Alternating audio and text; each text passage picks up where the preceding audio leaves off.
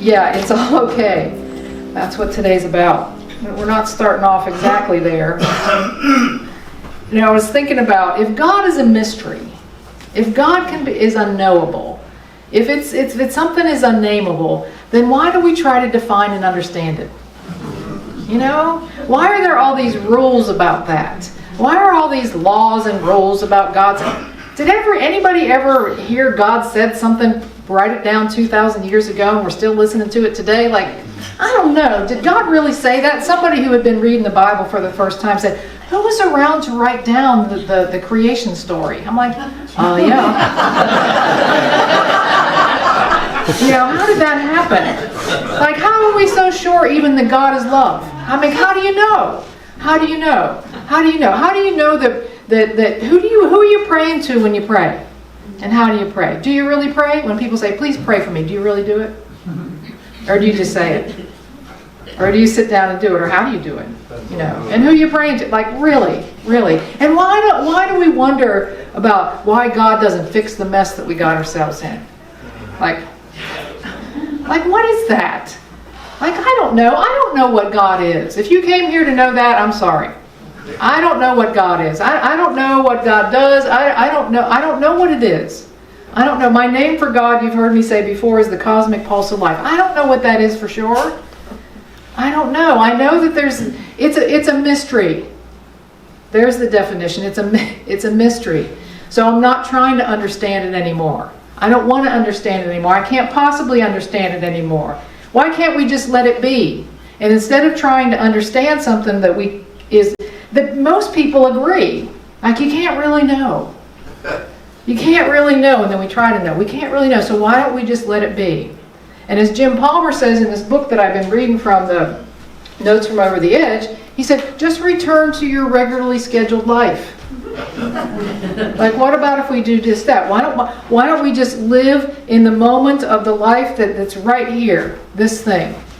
Instead of trying to follow some rules that we think for some God or some entity or something that is a mystery. That is a mystery. I'm not saying there's not some cosmic power. I'm saying it's a mystery. And I can't know what it is. And I can't define it. There's a quote from Cory Booker. Cory Booker is a U.S. Senator from New Jersey. And he said something like, don't tell me about your faith. Don't tell me about your God. Show me in the way you live your life. What about that? Don't tell me. I don't want to know all your rules and your regulations and what you have to do and what you don't have to do and how many times you got to say this and say. Just show me how you live your life. Demonstrate it to me. And I think that's what Palmer's saying too, is bring yourself to the moment in life. Just do that. Instead of trying to understand all the other things. But the thing that happens with that is that some of those life moments are very difficult. But there's one thing I think there's probably more than one thing, but one thing I'm asking, and I think we agree on, is that we all have the same basic needs in life, don't we?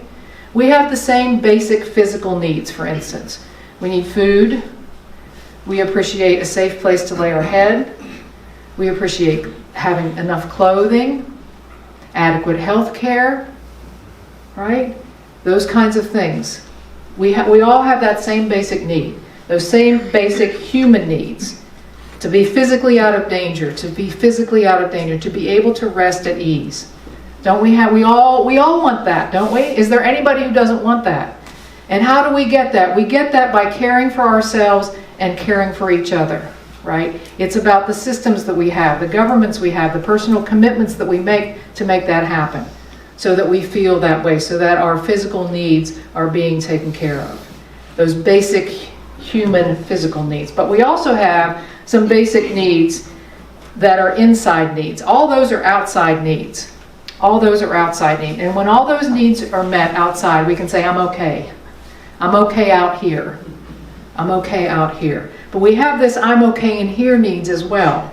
The needs from the inside out. And they're things like peace. Is there anyone that doesn't want inside peace? The peace of mind, the peace of soul, the peace in my heart. Joy, contentment.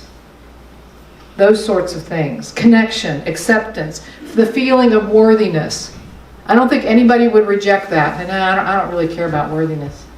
I don't think so. I think that's a basic human need that we have. These basic human needs. And how does that work? How do we get those needs met? We don't get them met by making sure everything's okay out here. It hasn't worked, and it will never work. Because the things out here is not what causes and that we can rely on for what happens in here. I'm okay in here is not about anything out here. I'm okay in here is about what I carry in my heart. And it's about me and my work. It's about how I choose to bring myself to life. That's how it'll work. Trying to make everything out here okay so that I'm okay in here doesn't work. Think about it in your life. It doesn't work. That's not the way it works. How you show up. And how you show up is completely in your control. It's completely in your control. It's completely in my control of how I show up for life. But it's not about I'm okay in here is not about anything outside. So here's a story for you. You just might know or might not know that on June 24th was the 5-year anniversary of the collapse of the condo in Surf City in Florida. Y'all remember that? 98 people were killed in the Champlain Towers. Came down like that, pancaked out. The police, it was one of the largest structural failures in U.S. history. It happened in 2021, 5 years ago this month. I mean, the people who showed up there and saw it for the first time, they're still dealing with PTSD, some of them. It was an incredible situation. Martin Langesfeld is among those who lost a loved one in that Surfside collapse. His big sister, Nikki, who was 26, and her husband, Luis, who was 28, were newlyweds who had lived in the beachfront condo for only a few months. Langesfeld has learned to live with the pain, in part, he said, by fighting for justice as he thinks his sister, a lawyer, would have done. He's advocated for accountability and a permanent memorial to honor the 98 lives that have been lost. All right? That's this moment in my life. This is my response. This is my response. A year after the disaster, some 30 defendants agreed to a $1.2 billion civil class action settlement to address the wrongful deaths, the personal injury, and the property loss. But Langesfeld said that's not enough. No one's been arrested. How many more lives will it take for accountability? That's where his focus is. All right, scenario number 2. Neil Handler. No accountability, no blaming one person or one entity or one group is going to bring anybody back. His son, Jonah, was 15 years old at the time and was one of only 3 people rescued from the rubble of the collapsed tower. Jonah's mother, Stacy, didn't make it. He said it was a terrible day, of course, but I want Jonah to remember the good stuff that he had with her. I want him to be able to think back on her good memories, not the ones of him laying in the pile with her next to him.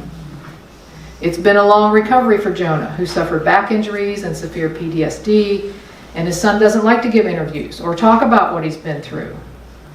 In the fall, he'll be a senior in college where he's a pitcher on a baseball team. And he said, I'm so blessed that he's even walking, let alone playing baseball. His PTSD was through the roof. It was something that as a parent I never felt so powerless in my life.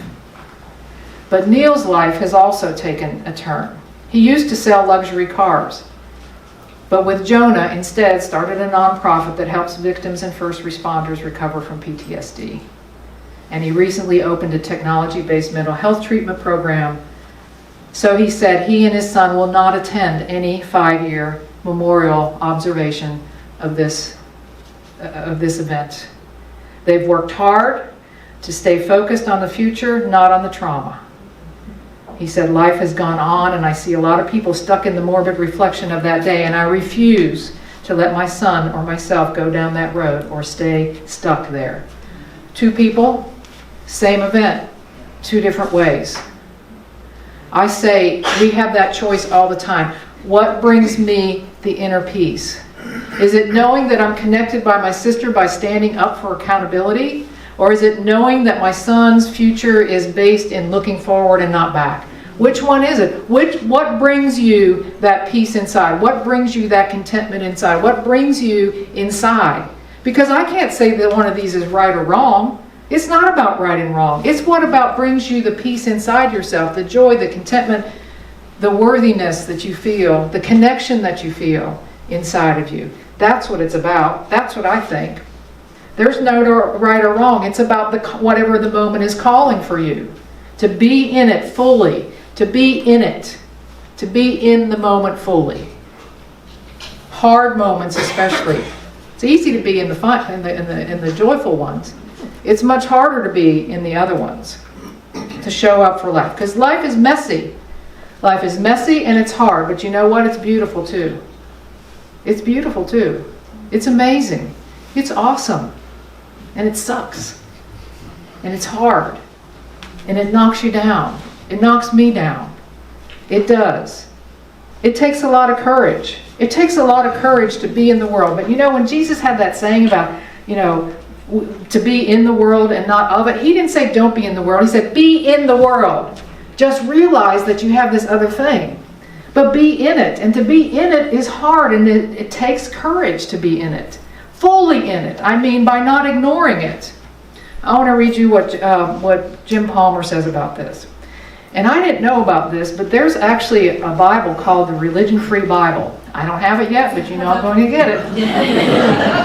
And you'll probably be hearing more about it, by the way. But this is the interpretation and the discourse on Ecclesiastes 3:1-8.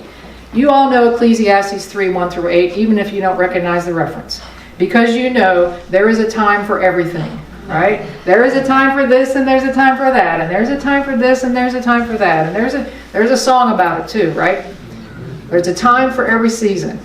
Well, what does that mean? Here's what the Religion Free Bible has to say about that verse, the explanation. Do you ever feel like life is a slow and painful process of being torn apart limb by limb? But then, aren't there also those times when something amazing and beautiful happens in life that you never expected? Just when life delivers a blow that feels like it will be the end of you, turns out it actually helped unravel a little bit more of who you really are. One moment, a tidal wave of change turns your life upside down into something you hardly recognize, but then, strangely, provides a clearing for you to create the life you really wanted in the first place. And just when everything you were so certain of in life, everything you placed your trust in, your faith in, your security in, comes crashing down to the ground. Everything. But then one day, sifting through the rubble of your life, you find a couple pieces to put together in a different way. And you add a few new pieces. And you're on your way to building something new filled with possibilities. And yes, there are those gut-wrenching moments when life strikes you down with a heartache so deep that you feel you can't ever recover from. But then, there's that song. There's that breeze, that sunset, that hug, or something you catch out of the corner of your eye that mysteriously lets you know that you're going to be okay. And you laugh even as the tears of heartache fall. Do you see what I'm getting at here? There's a time for everything. That's the bad news, and that's the good news. Sometimes, let me see. You will not be spared. I want you to hear that. I want me to hear that. You will not be spared.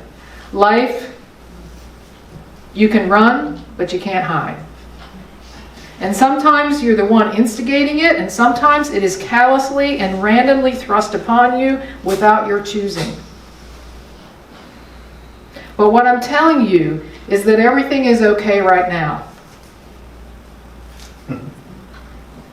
Everything is okay right now. Everything is truly okay in this moment, and in the next moment, and in the next. And you're saying, I'm not sure what definition of okay you're using here. All I can tell you is that in every moment of your life, everything is okay in a way that only you can discover and know for yourself. I'm just asking you to have a little faith. That okay is always there for you to find. It in the living, in the dying, in the loving, in the hating, in the laughing, in the crying, the dancing, in the mourning, the tearing and the mending, the brokenness and the building. It will be there. Sometimes you'll have to struggle for it or be still enough to hear it or feel it, but it will be there. Like a light breeze across your face, something will mysteriously whisper that you are loved and tell you the story of how goodness and beauty prevail.